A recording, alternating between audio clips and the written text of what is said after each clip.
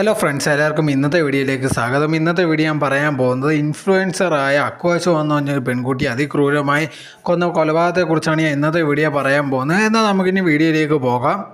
ഈ സംഭവം നടക്കുന്നത് ജൂൺ 27, 2022 ഈ സംഭവം നടക്കുന്നത് ഹോങ്കോങ്ങിലുണ്ടെങ്കിൽ അവിടുത്തെ പോലീസ് സ്റ്റേഷനിലേക്ക് ഒരാൾ തൻ്റെ വക്കീലിനെ കൊണ്ട് കയറി വരികയാണ്. എന്നിട്ട് അവിടുത്തെ പോലീസിൻ്റെ കയ്യിൽ ഒരു 5-സ്റ്റാർ ഹോട്ടലിൻ്റെ കീ കൊടുത്തിട്ട് അവിടെ പോയി ചെക്ക് ചെയ്യാൻ പറയുന്നുണ്ട്.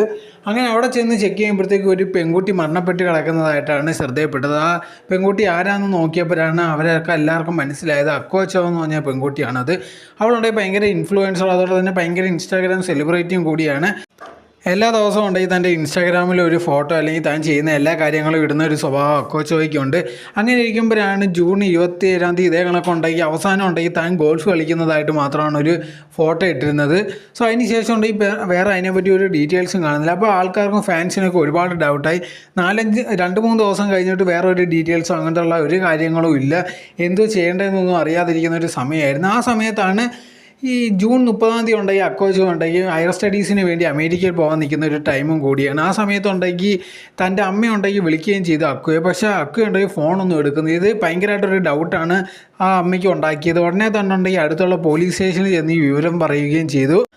അങ്ങനെ ഇരിക്കുന്ന സമയത്താണ് ഞാൻ ഇൻട്രോ പറഞ്ഞുള്ള കാര്യങ്ങൾ നടക്കുന്നത്. ഒരാളുണ്ടെങ്കിൽ ഇതേ കണക്ക് പോലീസ് സ്റ്റേഷനിൽ വന്നിട്ട് ഒരു 5-സ്റ്റാർ ഹോട്ടലിന് കീ കൊടുത്തിട്ട് പറയുന്നത് അവിടെ ചെന്ന് നോക്കാം. അങ്ങനെ പോലീസ് അവിടെ ചെന്ന് നോക്കിയപ്പോൾ ആ റൂം തുറന്ന് നോക്കിയപ്പോൾ അവിടെ മുഴുവൻ രക്തം കിടക്കുന്നതായിട്ടാണ് ശ്രദ്ധയപ്പെട്ടത്. ആ രക്തം ഫോളോ ചെയ്തത് ബാത്റൂമിലായിട്ടാണ് പൊയ്ക്കൊണ്ടിരുന്നത്. അങ്ങനെ ബാത്റൂമിൽ ചെന്നപ്പോഴത്തേക്ക് കാണുന്നു അക്വ ഉണ്ടെങ്കിൽ ആ ബാത്ത് ടബിൽ മരിച്ച നിലയിൽ കിടക്കുന്നതാണ്. അത് ദേഹം മുഴുവനും ഒരുപാട് വട്ടം കുത്തിയതായിട്ട് കാണുന്നുണ്ട്. അതും തലയുണ്ടെങ്കിൽ ബാത്ത് ടബിൻ്റെ അകത്തോട്ടാണ് കിടക്കുന്നതായിട്ടും അത് ശ്രദ്ധിച്ചപ്പോൾ കരുത്തി ഒരുപാട് വട്ടം കുത്തിയതായിട്ടും ശ്രദ്ധയപ്പെട്ടു. അപ്പോഴത്താണ് മനസ്സിലായത് ഇവൻ തന്നെയാണ് അവളെ കൊന്നിട്ടുള്ളതെന്നുള്ളൊരു കാര്യം. പക്ഷേ ഇതിൽ അത്ഭുതം എന്തെന്ന് പറഞ്ഞാൽ ഇവനുണ്ടെങ്കിൽ ഇത് സമ്മതിക്കുന്നില്ല. ഞാനുണ്ടെങ്കിൽ അവളെ കൊന്നിട്ടില്ലെന്നാണ് പറയുന്നത്. അപ്പോഴത്തേക്ക് പോലീസിനുണ്ടെങ്കിൽ ഇത് കേൾക്കുമ്പോൾ ചിരി, അതോടെ തന്നെ അവൻ എന്തോ ഇങ്ങനെ കാണിക്കുന്നതെന്നുള്ളൊരു ദേഷ്യമുണ്ട്. ആ സമയത്താണ് ഇത് ആരാണ് എന്തോ എന്നുള്ള കാര്യങ്ങൾ പോലീസ് അന്വേഷിക്കാൻ തുടങ്ങിയത്. ആ സമയത്താണ് ഇവർക്ക് മനസ്സിലാവുന്നത് ഇവൻ്റെ പേര് അലക്സ് എന്നാണ്. ഇവനുണ്ടെങ്കിൽ ഈ അക്വാചോയുടെ എക്സ് ബോയ് ഫ്രണ്ട് കൂടിയായിരുന്നു. ഇവരുണ്ടെങ്കിൽ 2017 ഇവർ ബ്രേക്കപ്പ് ആയിരുന്നത്.